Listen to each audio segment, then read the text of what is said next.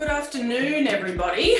Thank you very much for giving up your lunch break to join us and coming all the way from your kitchen to launch our new policy paper on weaponizing deepfake technologies. My name is Danielle Cave, and I'm the Deputy Director of our International Cyber Policy Centre at ASPI. We've had about 400 people register for the event today, and I suspect over the next couple of minutes they'll all get online. I think we've got over 200 people already. Welcome to all of you. Welcome to the babies and the children and the pets hovering or playing in the background. I told my 9-month-old baby that she could join us and roam around and throw food and be angry, but she's teething, so she's angrier than usual. So she's been banished to the other side of the house and will take a nap, and I said she could catch up on YouTube later. If you drop out or you have to run to yet another teleconference, you also can catch up on YouTube later. For those who don't closely follow our work, I'll give you a really brief introduction. Our centre at ASPI is about 25 to 30 people now, and we focus on a really broad range of cyber technology and information related issues. Given we're an Australian think tank, we take a very heavy Indo-Pacific focus. And we roam around quite widely. We work on emerging critical technologies, on cyber capacity building and cyber norms in Southeast Asia. We do projects on ICT issues in the Pacific Islands, on surveillance technology and human rights, on disinformation and social media manipulation, and issues like technology transfer and the global expansion of China's technology and internet giants.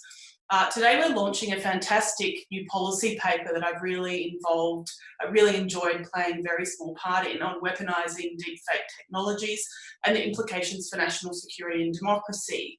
Authored by my colleague Hannah Smith, who's been a researcher with us for about 2 years at the International Cyber Policy Centre, and by Katherine Mansted, who's a Senior Advisor for Public Policy at ANU's National Security College. I won't run through their full bios, they're on the ASPI website, but I'd encourage you to follow them both on Twitter if you don't already. Before we kick off, let me run through some quick housekeeping issues. This is our second ever virtual roundtable. Something could go wrong, so let's just run through all the rules and minor processes. So this is a public event. It is being live streamed. Keep that in mind if you're in your pajamas and want to ask a question later. It's being live streamed on social media. It will end up on YouTube later this week. What we'll do is I'll ask both Hannah and Katherine a bunch of questions that I want to talk to them about. At about 12:30 in 25 minutes, I will encourage you all to put forward questions. There are 2 ways you can do that. You can do that through the Q&A box down at the bottom of your screen. I can see that people have already sent through some questions. You can also virtually put your hand up. That is, Kelly might jump in, but that's a feature that should be on the right-hand side somewhere. I can then flick to you and get you to jump on the screen and ask your questions. And please keep those questions short. Hannah, I'm going to turn to you to begin with, so get ready to unmute yourself. Can you run us through what is deepfake technology? Are all digital forgeries deepfakes? And what is the difference between a deepfake and a cheap fake? Thanks, Danielle, and thanks everyone for joining us today. So this is a question that whenever I go to present about deepfakes or have a conversation about it, it's usually the very first question off the rank. Deepfake technology is essentially, it's a digital forgery that's created through deep learning, which is a subset of AI. And it can either create entirely new content or seeks to manipulate existing content. Now, the key advantage of using deep learning is that to some degree, it actually automates the creation process of this media. So computers are able to create images, say, of people or comments, text, that otherwise wouldn't exist really with the human outside of the loop. So this could include videos, images, audio, text, which I'll sort of jump through a little bit later. And what's really interesting about these is that they can be used to defame targets, impersonate people, blackmail elected officials, or to be used in conjunction with cybercrime operations. Now, what Danielle sort of began to touch on in this question is that not all forgeries are deepfakes. And we see this a lot in the media space with accusations of human-edited pieces of visual media as deepfakes. So forgery is created by humans using software editing tools, so like Photoshop, can speed, slow, maybe recontextualize an image, which allows for essentially what we call realistic or good enough content. So this can be created really quickly by users with very little skill. Two examples that all of you will have probably seen in the last couple of years was the first one in May 2019, where the US House of Representatives Speaker Nancy Pelosi, there was a video that was released of her slurring her words during a news conference. And there was the idea that maybe she was intoxicated or unwell. The second one that we see is that in November 2018, a video was edited to make it look like CNN journalist Jim Acosta was acting aggressively towards White House staff. Now, in both of these cases, people cottoned on pretty quickly to the fact that they weren't actually doing these things in the videos, that they were false. But it didn't really matter because they still had impact. The Pelosi video actually went viral and it had millions of hits, and was used by her political opponents to really bolster this narrative that she was unfit to hold the title of speaker. And with the Acosta video, it was actually tweeted out by the official account of the White House press secretary. And this was used to justify a decision to deny Acosta a press pass. And I have just checked today, and the video actually remains posted to that account. I suppose what really stands out about the differences between this sort of deep fake and cheap fake world is that often what matters most is actually the narrative that the image or video or text is pushing. It's the context and the audience that it reaches, rather than having this perfectly convincing forgery. So deepfakes, they really aren't often the most efficient use of resources. And that's what we see with the majority of content that we're seeing, fraudulent content that we're seeing online, is actually sitting in more in this cheap fake camp where you have a human who is completely in control and editing the content, rather than handing that control over to an AI to produce the content. Thank you, Hannah. Katherine, I'm going to throw to you. Can you explain to us the sort of pros and cons? I'm not even sure there are pros, but pros and cons of deepfake technology. So how is this technology a threat to us and our societies? And are there any ways in which it's a positive or could be a public good, for example? So I think that's another key question. And like most technologies, there's actually nothing good or bad inherently about deepfake technology. I think one of the problems of deepfake technology is actually the words we've chosen to describe it. Deepfake sounds kind of scary, right? It sounds like deep cover, like Deep Throat, the informant, not the movie. So it kind of has this sense of scariness about it. But as Hannah alluded to, deepfake just comes from the technical process that is used to create audiovisual and sometimes text-based material that uses deep learning, which is just another subset of machine learning, sometimes called artificial intelligence. So there's nothing good or bad about it. And in fact, there are some really good uses that you can imagine for deep fake, so manipulated or created audio, visual or text-based content. You mentioned kids before, Danielle. One of the most kind of promising applications of this stuff could actually be in homeschooling and digital education. So if you imagine the ability to in real time create responsive and tailored and catered videos for kids about educational things and text that can respond to them and help them on their learning journey, I think a lot of mums and dads right now could see a lot of benefit for that type of application online. Translation is another really important thing. So imagine if Scott Morrison wants to get out a really important message, but he doesn't happen to speak every single language that is spoken in Australia. He can say that message in English, and then it can be translated and distributed to historically marginalised communities, for instance, in a way that resonates with them. And there are also, of course, benefits for entertainment and for parody. I think one of the most amusing examples I came across was the idea to bring James Dean back from the dead. He only ever made 3 movies. He's now going to make a 4th with the power of deepfake technology.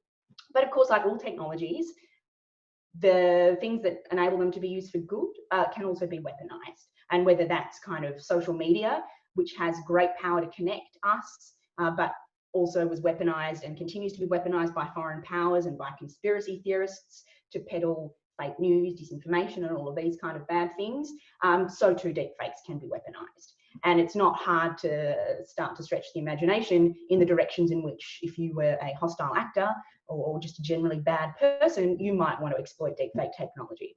And that's not just in terms of political deceptions. We tend to focus a lot on this discussion in terms of, what happens if a candidate is made to look like they said something when they didn't. And I think that's actually comes a lot out of the American experience, where politics right now is just so fractious. But we could also think of ways that it could apply in ordinary criminal activities. Revenge pornography is a big one and already a big threat, but also in terms of military deception, economic coercion and warfare, the full range really of anything bad humans can do to each other. Deepfakes is just another tool or a tactic they can add to the mix to keep doing bad things. Thank you, Katherine. Hannah, Katherine just touched on this a little bit, but can you run us through the sort of key different types of deep fakes, the sort of techniques that are used? For me, this was one of the most interesting parts of the paper. And I think Kelly, our head of events and comms, has just sent through the paper, and you'll find it about halfway through. So Hannah, can you run through those different types, the face swapping, the lip syncing, the motion transferring, etc. And then if you can at the end, maybe touch on which techniques are most popular and which do you think are sort of most dangerous? Sure. So, as you mentioned in the paper, we touched on sort of 7 different techniques that we found that were being used to create deepfakes. These were really broken into 4 different categories for us. So, still images, videos, audio, and then text. And I'll sort of put a disclaimer out there that these techniques are really not exhaustive. These are just the ones that we focused on in the paper. And they really range in complexity and polish. And the techniques themselves can produce some really positive effects, like Katherine touched on earlier.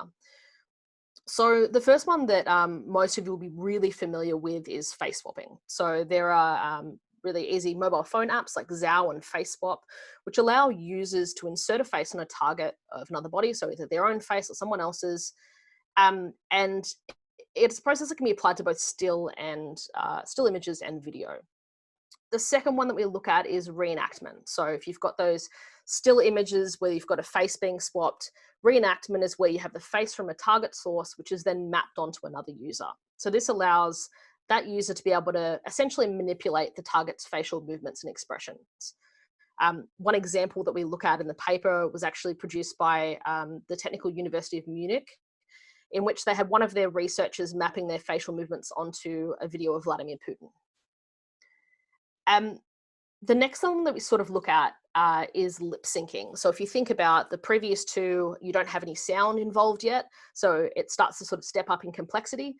Lip syncing allows users to copy their mouth movements over a target video, and you can combine this with audio generation to essentially make a target appear to say false content. So there's quite a famous example of a video of Richard Nixon essentially announcing the failure of the Apollo 11 mission, or the UK politicians Jeremy Corbyn and Boris Johnson endorsing each other as preferred candidates in the 2019 election, which was quite interesting. Then we've sort of got to have a look at the rest of the body. How do you animate that? So this is where we step into what we call motion transfer. So this is where you have the body movements of a person in a source video, which can then be transferred to a target in an authentic video recording. Now, Wall Street Journal actually drew on this technique where they mapped the dance moves of Bruno Mars onto one of their journalists. And it worked quite well, and you'll be able to see some of those examples throughout our paper. Now, we've also got audio generation. I touched on this earlier. It's the process of being able to essentially create a synthesized voice from a small audio sample. So if you think about many of our politicians or individuals who have, many hours of voice content out there for people to be able to access, this technique allows a user to be able to essentially overdub the audio into pre-existing clips. So I can create a video of, say, Danielle or Katherine saying things that they've never said, and then use some of these other techniques to map that onto a video. Image generation is one that you would have all seen in the holding screen. So we have an image of a person's face who has never existed. And this image generation, essentially a user can create entirely new faces, objects, landscapes, or rooms that have never existed before. So one of the really interesting examples that I saw, and sort of one of the more creative examples, was actually the creation of fake Airbnb listings. So the rooms themselves didn't exist, the text didn't exist, the people who were advertising them didn't exist, they were all created. And then finally, we look at text generation. Now, text generation was something that I guess both Katherine and myself didn't really expect to see inside of this space. And it's the idea that one user can generate artificial text, and this can include short form comments that we might see on social media, or web forums, through to more of the long form news articles or opinion articles. And this is artificially generated comments that are really particularly effective because there's this really wide margin of acceptable error. We all expect to see spelling errors or out of context jokes when we're reading social media comments. And the text generation really plays into this because it doesn't have to be perfect every time. There's a really high sort of acceptable margin of error there. And I suppose just sort of touching on that last part of Danielle's question, what do I think is the most concerning and what is being used? For me, I would say that the most interesting and concerning examples that I've seen are that of text generation. So because you have this really wide margin of error, they're really hard to detect. And I'll go into a little bit later, but essentially you have one individual or a very small group of individuals that are able to create not only false content, but false support for that content as well. So you don't know what's popular or not. You're forming people's opinions and you're essentially gaming some of our search algorithms and some of our social media algorithms to be able to boost that content all through false engagement. I think the text generation point is interesting, and when the three of us talked on the podcast a few days ago, that was what I was very surprised by. So I'm hoping we can tease that out a bit further in the Q&A. Katherine, let's turn to you, and then we've already started getting a couple of questions actually coming in from Facebook, which we're dumping in Q&A. So we have sort of three streams of questions going on here. So we'll see how I can manage that. But Katherine, Hannah's just run through the 7 sort of techniques.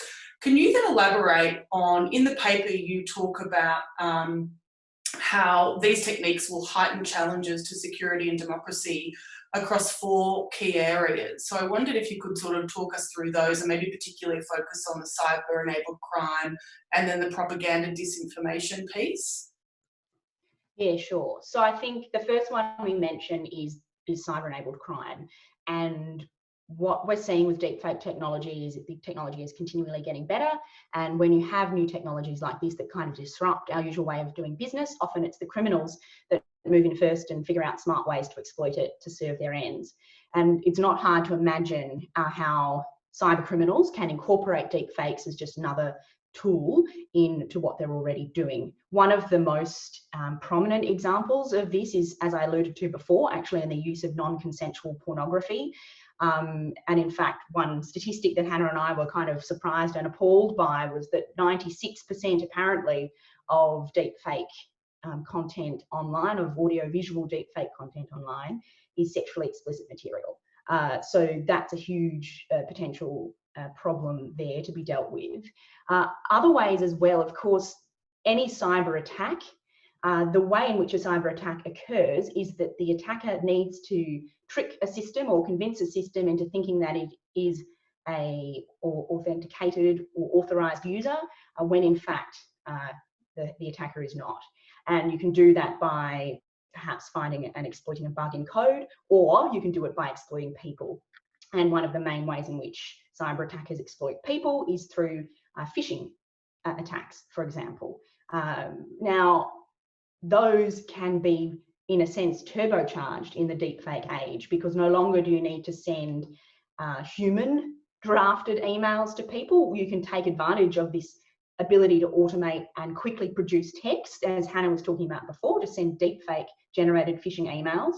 But you can also, and this is one area where I think the audiovisual stuff's really powerful, potentially impersonate people within or in an organization in order to trick other people in that organisation into giving up their credentials. So one of the earliest examples we have actually of a successful deep fake crime was a UK company where someone impersonated a senior leader in that organisation using a deep fake audio generated message to get someone to take an action like giving money or giving up credentials or passwords that they otherwise wouldn't have to the criminal. So cybercrime is definitely one of the areas where I think we'll see a number of applications for this. Another final concerning one, of course, is one of the safest ways we know at the moment to do that authorization and authentication process for accessing systems is biometrics. I use my face to sign into my computer to talk to you guys today. And there is some early evidence that if a deepfake is good enough, it might be able to fool biometrics, which would cause us to rethink what we think is the safest way to do authentication in the digital world. So that's cybercrime. I think the next one that we talk about in there is propaganda and misinformation.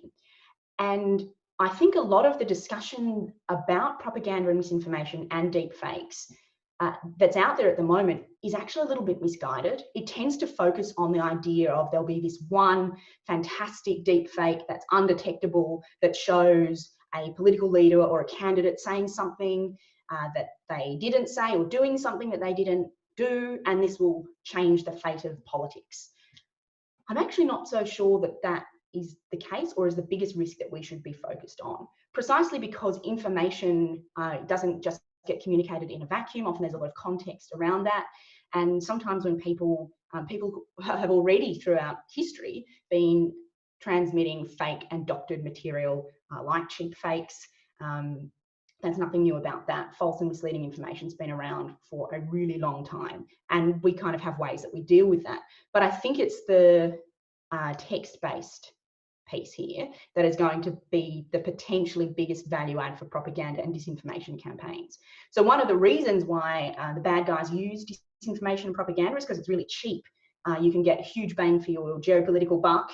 You can influence a polity like America for a pretty cheap price if you're the Russians by just using some social media and technological tools. Now, at the moment, the way, say, Russian disinformation generally operates is it's human authored. So there's a bunch of trolls sitting in Russian troll farms doing some pretty grueling hours in order to generate a lot of content, which is then either amplified by humans or sometimes by bots, but not kind of deep fake bots, just bots that perpetuate content to create a sense of that there is more interest or engagement than there otherwise is.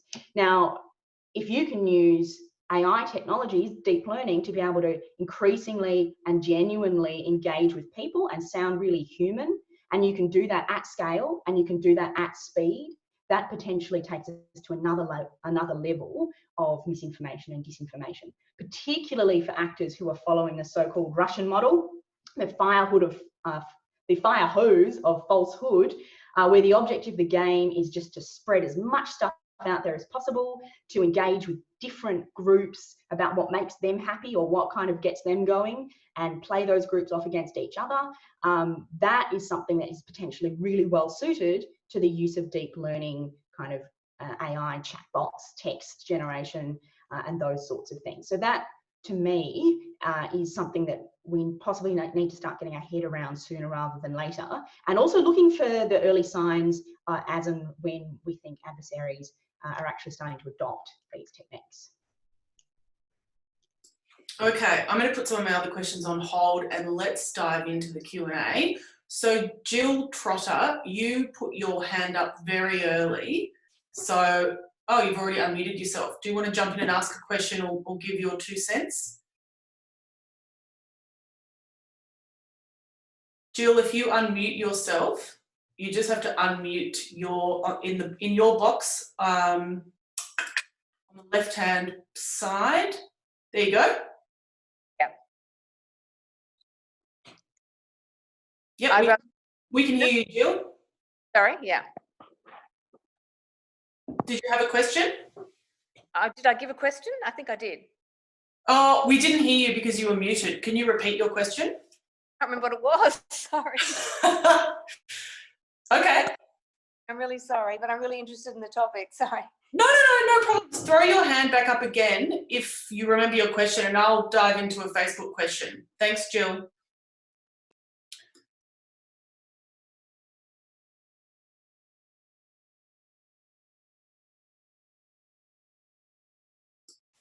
Sorry, Hannah and Katherine, we have a question from Facebook. Given the drop of a Facebook user, I should say, given the drop of trust in government and the growing shift towards people getting their information through alternative sources such as social media, how successful do you think official channels can be?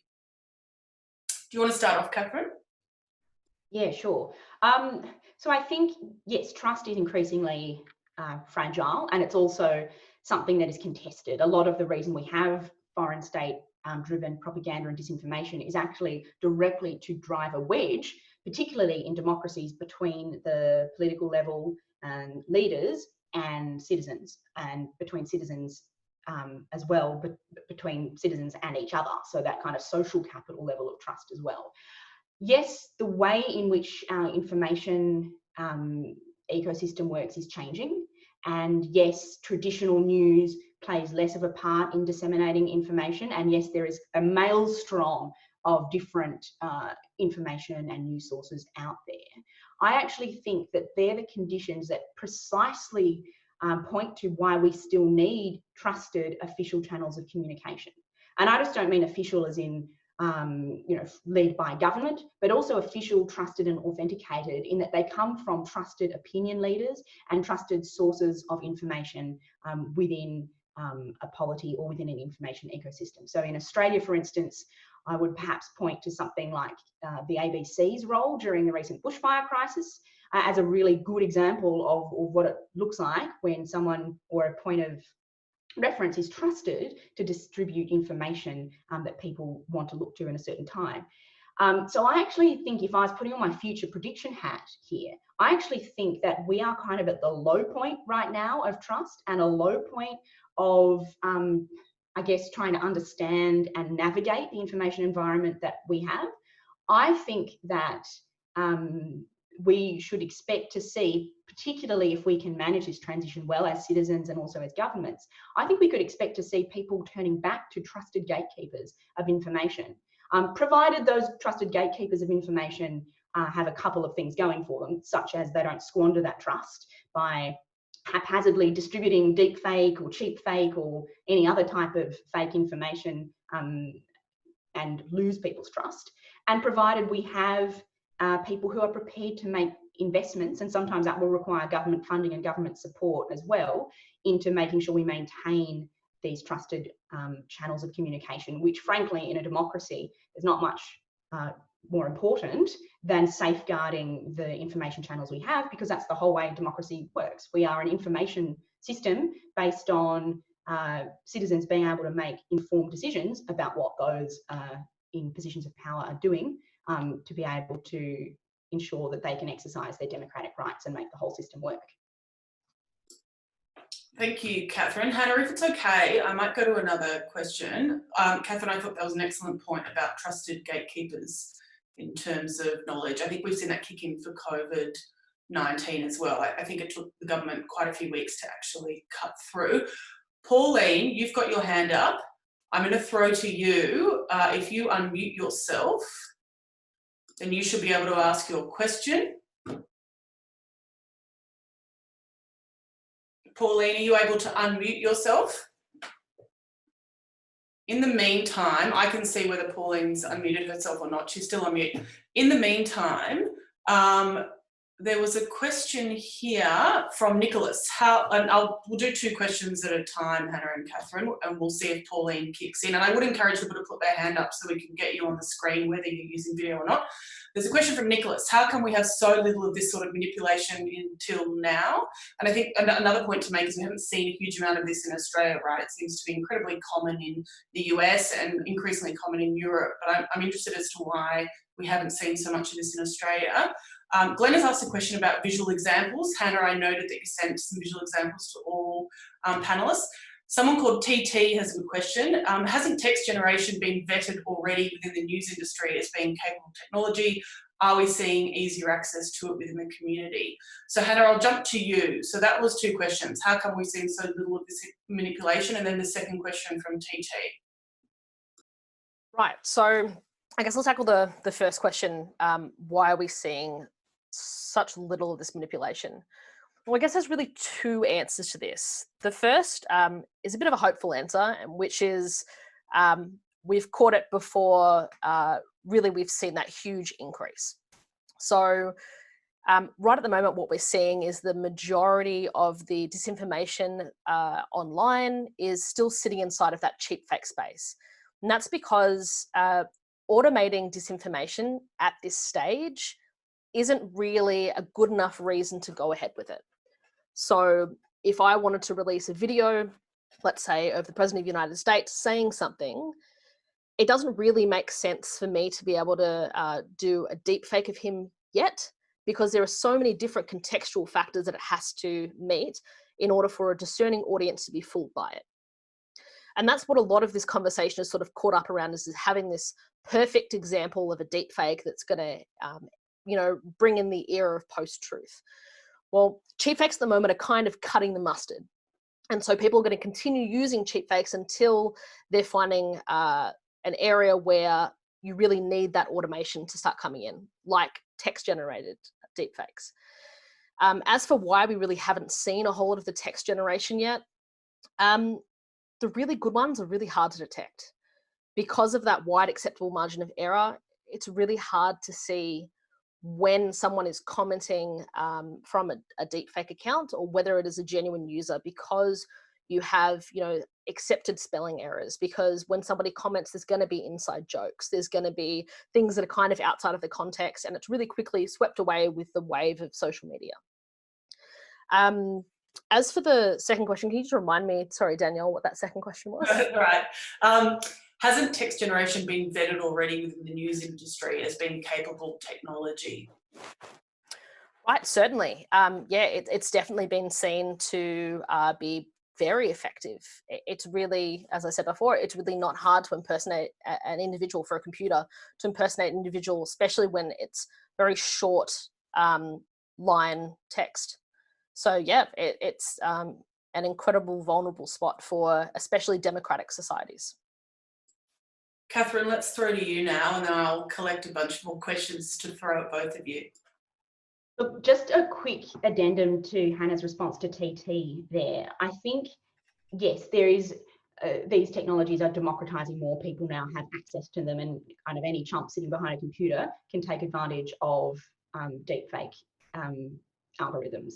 I think the other thing though too, with a lot of news generation stuff, often in the past, that is kind of formulaic and it's under very stable conditions. You need to create a report, there are inputs that come in, the report goes out. Whereas a lot of the stuff that we're talking about actually occurs as a kind of a real-time conversation where a AI entity can actually engage with a human in real time. And that requires a level of sophistication in the technology that we've only really seen as a result of a couple of breakthroughs in AI in the last couple of years, the last year even. And it's getting better all the time.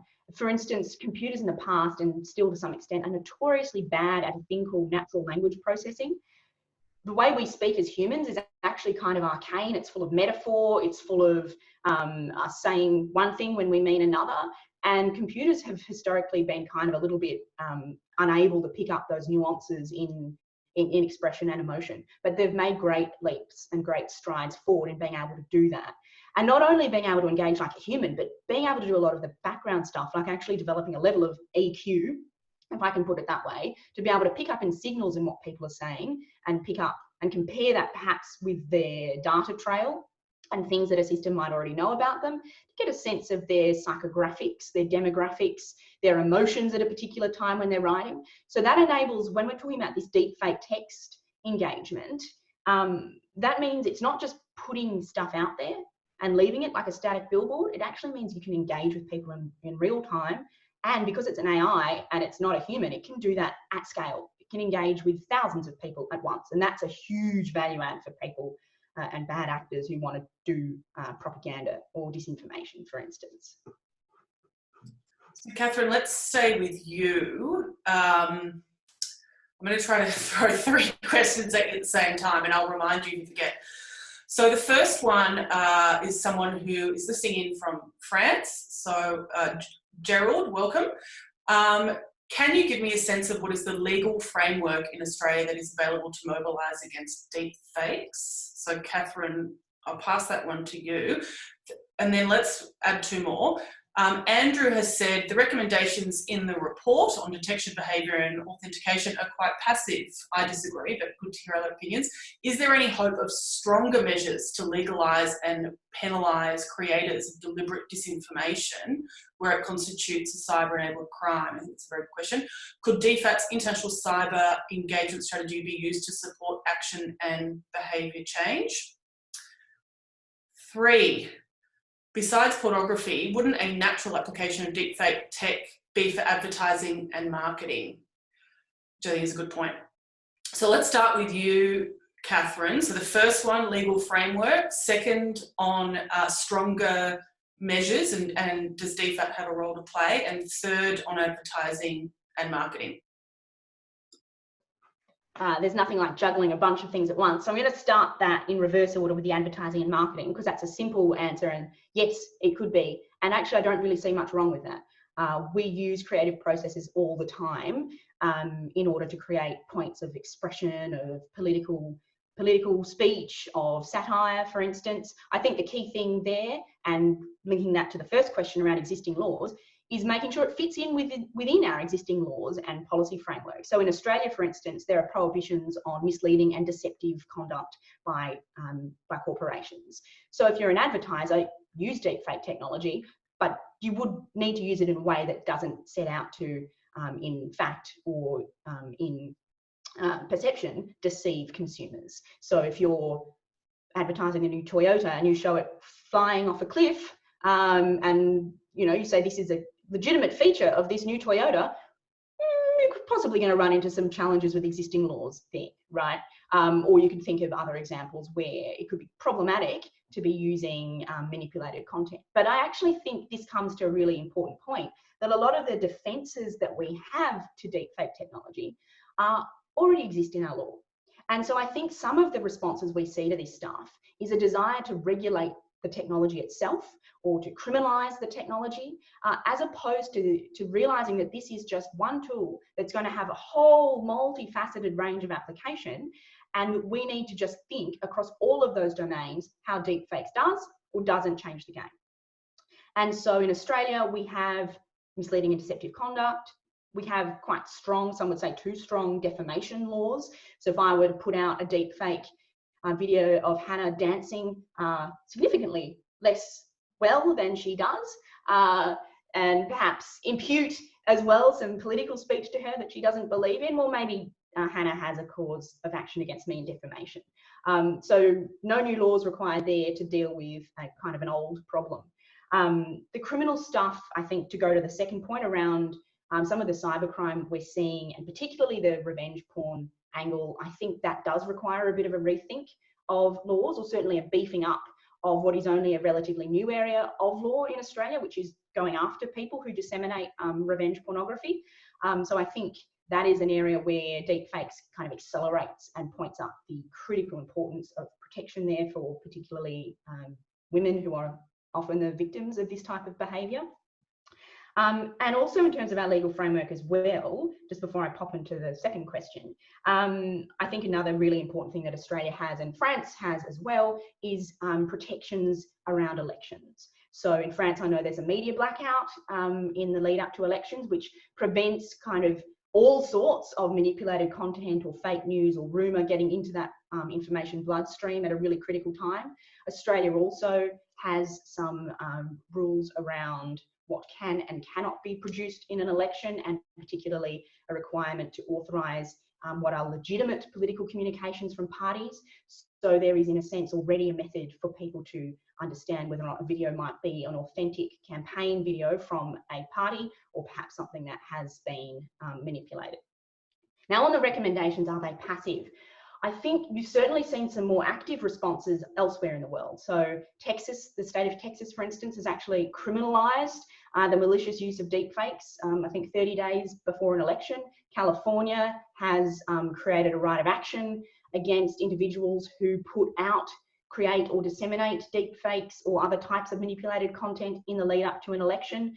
China has also apparently criminalised the dissemination of deepfakes that are not clearly labelled as deepfakes. I think some of these laws actually might create more harm than good, and a couple of reasons for that. First, it's going after the tech, not the harms that are created in many cases. And you can also see that it, in a sense, is creating a bit of a deep fake hype. So the Californian laws, for instance, have been, in my mind, rightly criticised because you can imagine in a society so litigious as America that what you might end up doing is not actually taking down the bad manipulated content. You might actually open up a whole new front for people to litigate what are in essence political disputes, because they'll be flinging causes of action at each other and alleging that content that's been put out is in some way unfairly manipulated. And there's a whole range, there's a huge can of worms that you open there about whether or not something is legitimate satire, legitimate political speech, or in some way malicious content. In terms of the role, though, that I think that Australia can play in being a bit more assertive, I think, Andrew, you're right, DFAT can play a role, and our kind of foreign policy can play a role here. And I'd say the biggest role that we could play is around standards and standard setting. So Australia, for instance, is already really a world leader in contributing to blockchain standards. Blockchain has been mooted as one of the technologies that could be used to create a digital chain of custody that lets us see whether content is authentic or is not. And standards not just around those detection technologies, which in the report you can have a look at it more. We say detection is part of the solution, but it's not all of the solution. Also standards in terms of some of that more social, political norm stuff about what is appropriate levels of critical literacy, what is appropriate levels of media safeguards that create this healthy ecosystem that means that people are more attuned to what is fake, what is not, and take the right, I guess, level of significance, or attach the level of significance that is due to different material that they see based on things like its context, its author, and whether or not it's manipulated or not.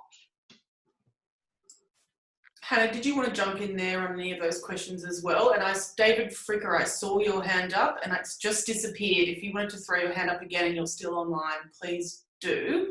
Hannah, did you have anything quick to add there? Yeah, so I'll add to a couple of Katherine's points because she really is quite comprehensively sort of gone through all the things that I would have touched on as well. I think what's really important to note about being able to combat disinformation in general is that when you create legal norms, they can only catch so many of these examples. What's really effective and sort of as that safety net is you really need to target hardened society against them as well. So you need to have education standards. You need to be able to inform the general public of when they're looking at an article, what are the things you're looking for to be able to detect whether it is a deep fake, whether it is disinformation. Because if you don't have that, then you're going to be having content that's created anyway that's still going to be getting through to their end targets because maybe it's produced in a different region where Australian laws or US laws don't apply. You're not going to be able to have that sort of that legal framework that you can always fall back on. And I suppose just sort of in relation to that last question, can it be used in advertising and content, creation of content? Definitely. One particular example I can think of is everyone's seen down the bottom of when you've finished reading an article on a website, there's this thing called a chum box. So it's all these clickbaity type articles that'll be, 100 ways to lose belly fat, or look at this crazy guy who proposed to his girlfriend. And these are articles that are rewritten, 5, 10, 15 different times, not to any, great level of quality, just to get you to click on them, and then that creates revenue for them. So I don't think there's anything wrong with being able to, use a deep fake to be able to create this content. It streamlines the process, but that's definitely an application that can be used. Now, David Fricker, you had your hand up. Are you still online? I will try to force you onto the chat. There you are. All right. If you unmute yourself, then you should be able to jump in, David. Use it? Is this working? Yeah, we can hear you, David. Do you want to jump in and introduce yourself and give us your 2 cents or ask a question? We'd love to hear from you. Oh, no, thanks very much. It's David Fricker, Director General of the National Archives. Very, very concerned about deep fake technology, of course, and the Archives wants to be one of those sources of truth, a trusted institution. And I was very interested in countermeasures, and the reason I lowered my hand was because just when we started discussing blockchain and these sorts of things, I thought we got to it. But I was very interested, you know, legal responses to make deepfake technology and applications unlawful is of course useful. But I was very interested if there is any research going on anywhere that is coming up with countermeasures that institutions like ours could use to detect where our sort of, say, important documents that people rely on for rights and entitlements or whatever, that could detect whether they have been, counterfeited or subject to deep fake. Is there any research going on into advanced countermeasures? Thank you. Thank you, David, for jumping in there. Hannah or Katherine, do one of you want to respond? I'll take a stab at starting, and I'm sure Hannah will jump in and fix up everything I left out. In short answer is yes, there are. So advanced research institutes in the US are looking at different advanced detection technologies. And I think in particular, sometimes with funding from defence and the intelligence world as well, for reasons that you could imagine. I think detection technologies are also probably going to be most useful for institutions like the National Archives, and it's heartening and flattering that you're here and listening to this. I think institutions which traditionally have been the kind of custodians of the truth of a nation, so archives, courts, parliamentarians, they're the ones who will be able to benefit most from detection technologies. And that's because generally we're not talking about systems where there's kind of the high level of cut and thrust that you might have on an online discussion, for instance, where, you know, by the time something fake has entered social media, I mean, it's gone 3 times around the world before it's possible to apply detection technology. So the biggest kind of bang for the detection buck is in these kind of these long-standing institution, the space of long-standing institutions. I think too, it's not just technologies of detection that are important, it's also technologies of authentication. So if we think about, for example, the invention of the printer, that was a technology which had great application for commercial and other purposes, but the printer is a pretty fabulous tool for forgers. Now, as a society, we've got pretty good at coming up with ways to authenticate whether or not something is an original copy or a photocopied copy. And not all of those processes and norms, mind you, actually rely on technology. Sometimes we cannot still detect whether or not something is original or a copy, but we have processes, social processes in place that let us know. So, for example, we might know that certain documents are so important that it's not enough just to see them and believe them. We need perhaps for a JP or a trusted third party to have cited them and certified them as true and correct copies of the original. Also, we've come up with ways to do business that are a bit different. So our notes, our banknotes, aren't just kind of flimsy bits of paper.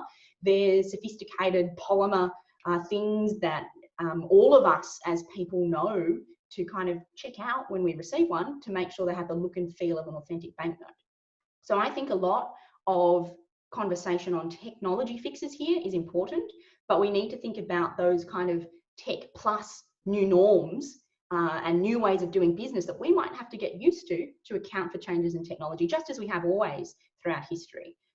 Digital watermarks is another thing we use on printed copies, right? Sometimes if you've ever had an academic transcript and you try and photocopy it and it comes out and it's a mess with copy written all over it, that's a tech tool that we use. But we're also trained as citizens to kind of look out for that and know what we should look for to assess whether something is real or not. So detection, good, but you have to detect 100% of the fakes for it to be effective.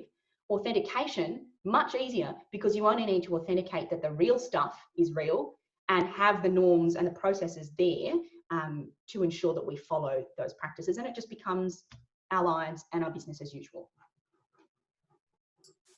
And I might actually just add to sort of what Katherine was saying.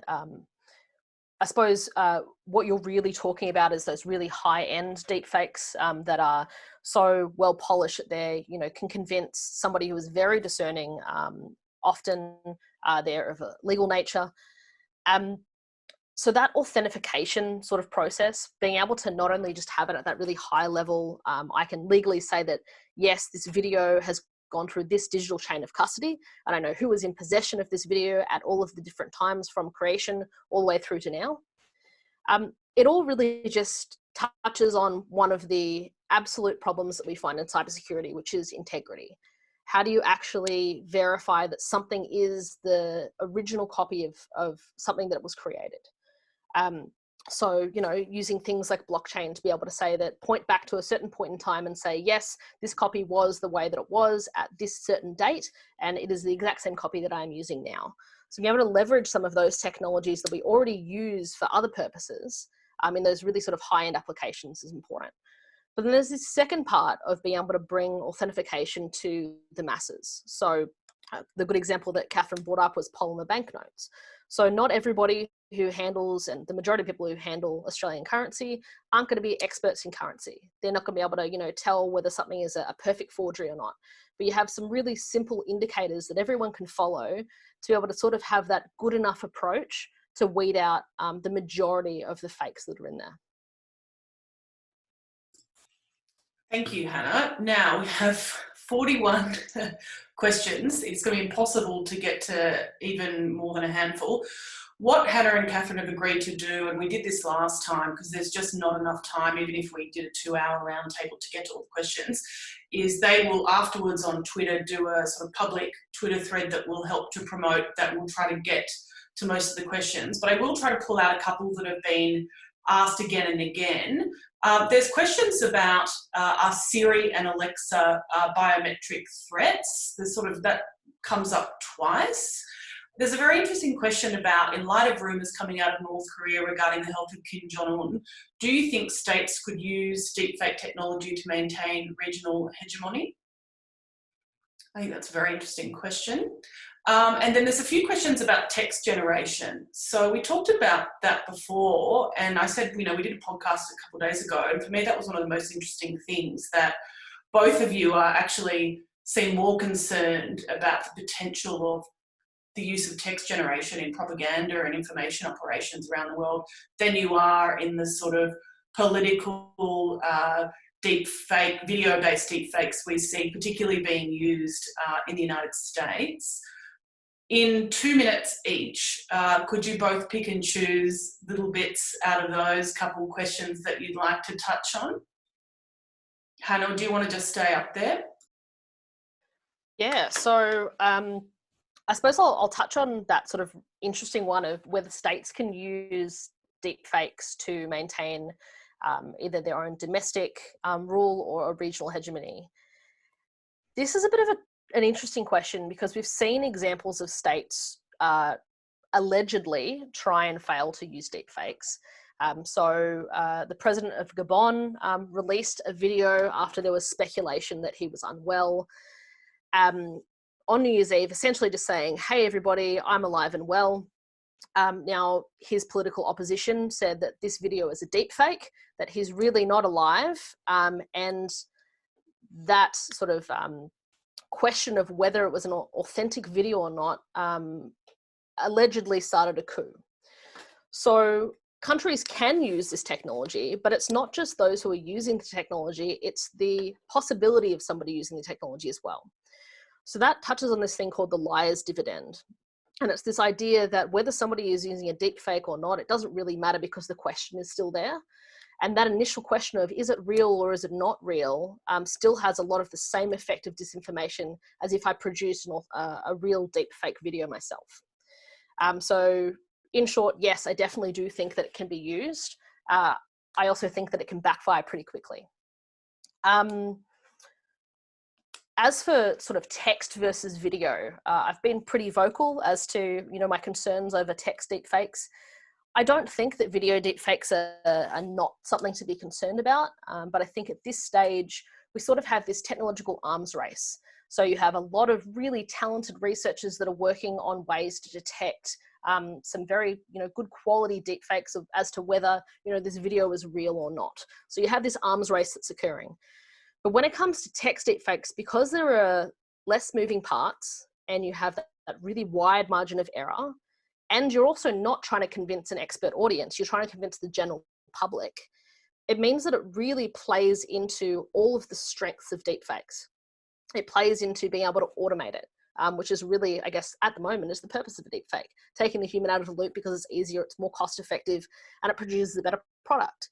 But when you're creating a deepfake for a video, quite often you have to fit this really specific context of, was this world leader at this place at this certain time? The mouth movements and the words they're saying, does that match up? There's a lot of people that are sort of looking at these videos with very discerning eyes that will be able to sort of determine whether it's fact or fiction very quickly. And that same effect can be achieved with a simple cheap fake just as easily, far more time efficient, far more cost effective. Over to you, Katherine. I'll just briefly jump in on two things. The first is the Siri Alexa question. I'm not quite sure how they could be a biometric threat, but I think the question points up something that's really important here, which we haven't really touched on much, which is the role of data in all of this. The way that deep learning works is it is able to synthesize vast amounts of data that a human would never be able to access in order to be able to draw insights and learn how to do some of the activities and actions we've been talking about. So for all of the tech and the software advancements that we're talking about here, the biggest driver of a lot of this stuff is the ubiquity now of data, which companies and actors that are making this deepfake stuff can use to create their technology. Now, at the same time, in order to deploy deepfake technology against a particular target, to impersonate someone or to figure out what's making their brain tick, to target some of that text-based stuff at them really effectively, what a person would use is the data trail that you as a person leaves behind.